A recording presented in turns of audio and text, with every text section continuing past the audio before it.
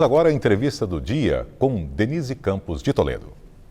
Vamos falar agora sobre o custo e as fontes de oferta de energia no país. Eu converso com o Andrew Frank Storfer, que é diretor-presidente da América Energia, que é o grupo que atua na geração, comercialização, gestão de energia e eficiência para os consumidores. Andrew, boa noite. Boa noite.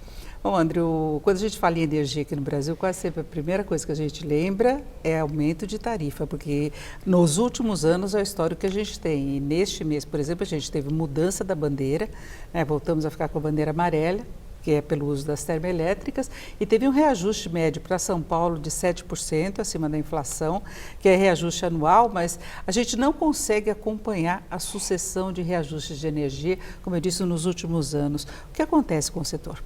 Pois é, teve um desequilíbrio no tocante à energia elétrica que começou não de agora, desses anos, de 2, 3 anos, mas sim um pouquinho antes, que é a questão, quando a Dilma era presidente do país, teve uma resolução, isso ocorreu em 2012, todo mundo se lembra, quando ela prometeu a energia vai ficar 20% mais barata. Ficou de início só, né? Depois veio tarifaço. Ficou, acho que menos de um ano, né, com essa redução e depois a conta veio, porque é um fenômeno que é difícil se interferir. Então, a energia é alta não é porque alguém quer ou está ganhando muito, ou existem umas condições para isso, né?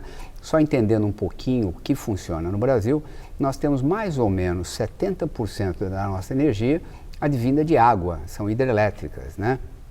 E essa energia nós temos um armazenamento no período úmido. O Brasil, para efeitos de chuva, de água, de reservatórios, nós temos dois períodos, o período úmido e o período seco.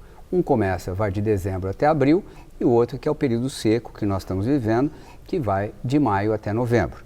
Então, se acumula energia nesses reservatórios no período úmido, principalmente no sudeste e centro-oeste, ali que estão os reservatórios, mais ou menos metade da energia produzida pelo país passa por esses reservatórios. O que acontece? Se a gente tem um período úmido melhor, se as chuvas são boas para os reservatórios, se tem condição de ter uma energia um pouco mais barata. Quando não há afluência de água, se aciona as térmicas, que são mais caras, e daí é que vem essa energia que acaba ficando um pouquinho mais cara, inclusive refletindo nas próprias bandeiras no mês a mês, né? Agora, antes a gente não tinha esse reajuste com base das bandeiras, não tinha esse problema todo relacionado às termoelétricas. Houve uma piora do fornecimento de energia através dos reservatórios? Houve uma piora. Na realidade, a sociedade, quando não quis reservatórios, né, se manifestou isso através de ser contra hidrelétricas, contra grandes reservatórios, isso tem um preço. Esse preço vem através de uma energia que é mais cara e mais volátil, dependendo de chuva, ou de vento, ou de sol, dependendo da fonte. Nesse caso, como a gente teve uma piora das condições nos últimos anos e não se tem mais reservatórios, né, fazendo uma analogia, alguém faz um prédio e coloca uma caixa d'água. Se falta água na rua, essa caixa d'água aguenta talvez 2, 3 dias. Quando alguém coloca mais prédios ligados na mesma caixa d'água, se faltar água dá para 1 hora ou 2. Se a gente não tem mais reservatórios, o que acontece é não chove, a energia é mais cara. Isso passou a ser refletido mais fortemente nos últimos 5, 8 anos e também com relação às bandeiras que não existiam e passaram a existir, é exatamente para sinalizar. Pode ter certeza, se não houvesse as bandeiras, esse reajuste que você citou, por exemplo, São Paulo, de 7% em termos reais, seria muito maior. Já tiveram as bandeiras que atenuaram isso ao longo do tempo. Vale lembrar que esse reajuste, para quem não está sabendo, vai ser aplicado em 24 municípios de São Paulo e na região metropolitana, só como informação, porque foi anunciado na semana passada. Agora, como é que o consumidor pode escapar desses aumentos, reduzir através das condições do próprio mercado? Porque a gente sabe, é deixar a luz apagada, é você usar menos o chuveiro, usar menos o ferro. Mas do ponto de vista estrutural do mercado, há opções para a pessoa gastar menos? Há opções, né? No Brasil, infelizmente, as pessoas físicas, né, as nossas residências, tal, a gente não pode comprar energia no mercado livre. Mas existe um mercado livre, que não é esse regulado cativo só das distribuidoras, que empresas de determinado porte podem comprar energia nesse mercado. E compram com uma redução de custos de aproximadamente 20%. Umas mais, umas um pouco menos, mas conseguem reduzir em torno de 20% a sua conta de energia. Existe também a figura hoje da geração distribuída, ou seja, um consumidor ele pode também produzir energia e ele então passa a utilizar a sua energia, inclusive cedendo, fazendo uma troca de energia para o futuro. Ele não vende energia para a distribuidora, mas ele fala, eu gerei mais do que eu preciso, guarda para mim, ele tem 5 anos para poder usar de volta essa energia. É como a pessoa que usa energia solar? A fonte solar é uma das que, pode ser qualquer fonte, mas a solar cai bem nisso daí, porque ela é mais rápida, é mais fácil, você coloca os painéis até próximos, né, do seu consumo, porque também você pode consumir produzindo aonde você consome, como também tem o autoconsumo remoto. Se coloca isso num lugar mais distante, se transporta essa energia através da rede. Então são algumas modalidades que permitem reduzir.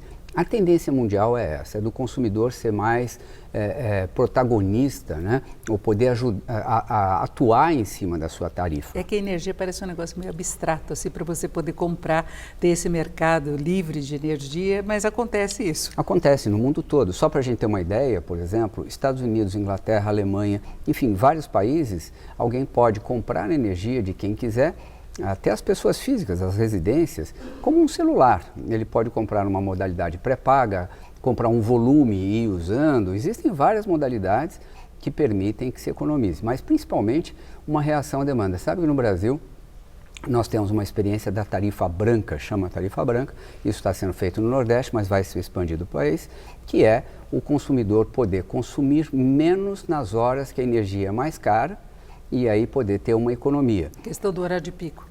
A questão do horário de pico. Antigamente a gente tinha um horário de pico no Brasil, tipicamente das 6 da tarde até as 9 da noite, que era o chuveiro elétrico. Hoje o pico, são vários picos distribuídos ao longo do dia, principalmente por conta do ar-condicionado. Mudou de 20 anos para cá por conta de ar-condicionado. Agora, Andrew, a gente pode ter uma novidade importante nessa área de energia, que é o novo modelo para a área de gás. Não é? Se espera, inclusive, uma produção maior no Sudeste, né, próximo à produção do pré-sal, e estaria tudo relacionado porque há reservas de gás também. Você acha que, de fato, isso pode acabar barateando a energia aqui no Brasil?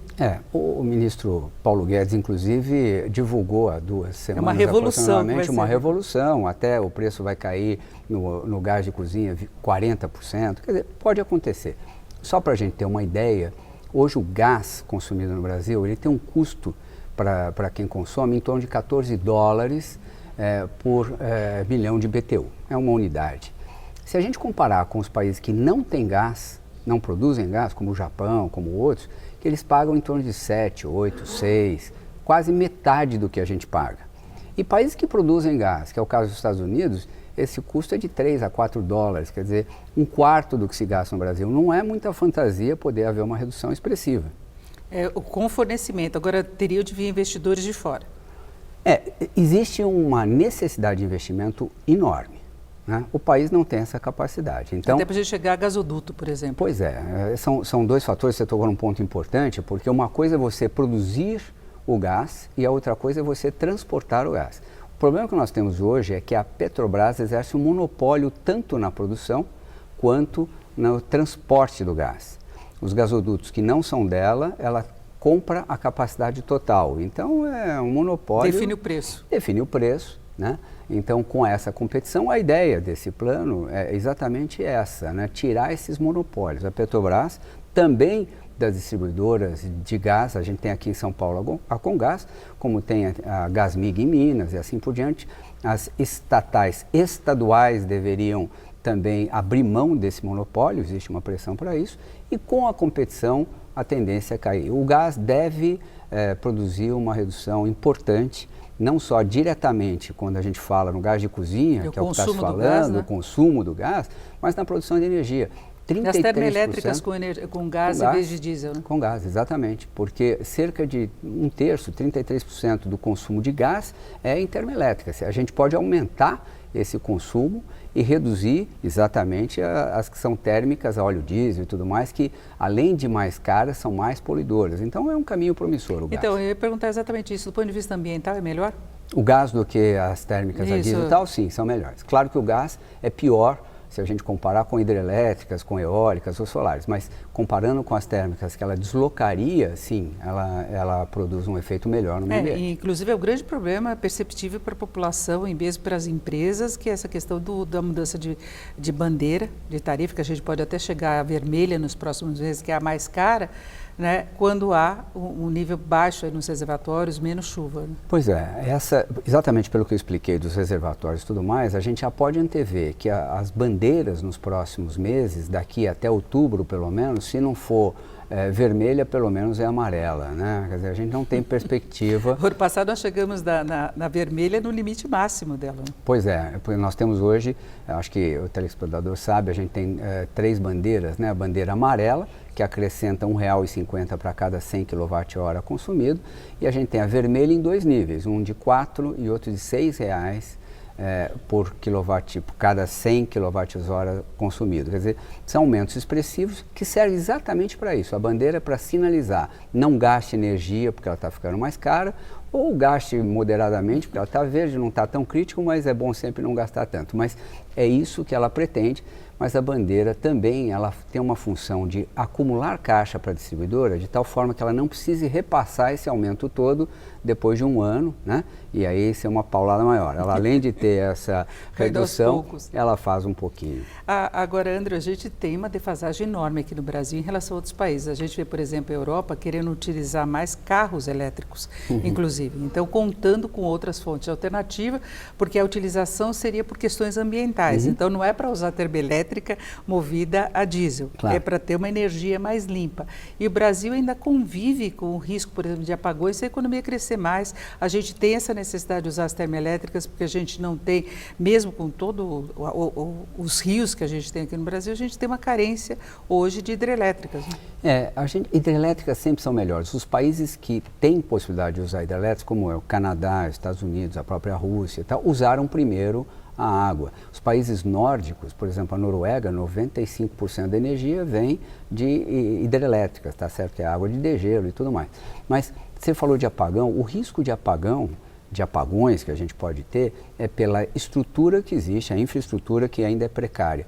As subestações, né? A distribuição, as linhas de transmissão, tudo isso carece de investimento pesado para ser um sistema mais robusto, né? E o atendimento da ponta, muitas vezes a gente tem problema naquela hora de pico de poder atender. O carro elétrico, que você falou, é um negócio interessante porque 40% do custo do carro elétrico é bateria.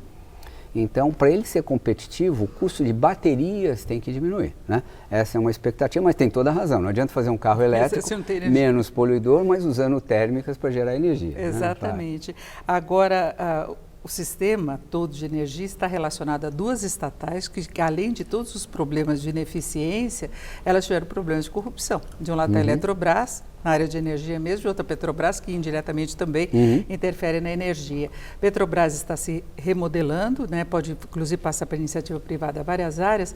Agora, em relação à Eletrobras, ainda há uma certa resistência na privatização. Você acha que ajudaria o setor a caminhar melhor? Tudo que a gente observa que foi privatizado andou melhor, né? Todas as empresas privatizadas andaram melhor. Existe uma questão não só, porque muito se fala dessas empresas de melhorar a governança e tudo mais, e é verdade, mas existem empresas que são deficitárias e continuam assim. Quando a gente fala da Eletrobras, determinadas distribuidoras, não em São Paulo, né, mas principalmente na região norte e algumas no Nordeste, são muito deficitárias, requerem investimentos, tem uma confusão jurídica enorme. E a gente teve isso, inclusive, com algumas empresas do Nordeste que eram inviáveis financeiramente e não se conseguia privatizar por causa de resistência da justiça, por causa de sindicatos que não queriam. No caso do Pará, da Celpa e de outros, da SED, da Alagoas, da própria Amazonas Energia e tudo mais. Com dívidas bilionárias. Elas carregam também uma dívida, a própria Amazonas, 6 bilhões em dívida, que precisariam ser equacionados. O investimento fica quase 0 a 0. É uma coisa complicada. Aí teve um erro na privatização, porque normalmente quando você privatiza, você pega o filé mignon junto com carnes piores, né? Com algumas carnes de pescoço, como a gente fala, para poder nesse pacote levar. Fizeram das boas, faltaram essa, mas eu acho que ainda tem tempo e é um caminho. Realmente então, tem que privatizar. Tem condição da gente ter a médio prazo energia mais barata e abundante, é isso?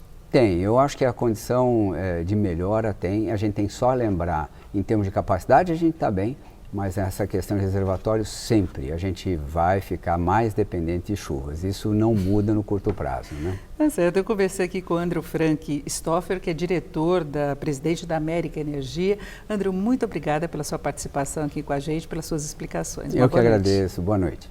Laerte.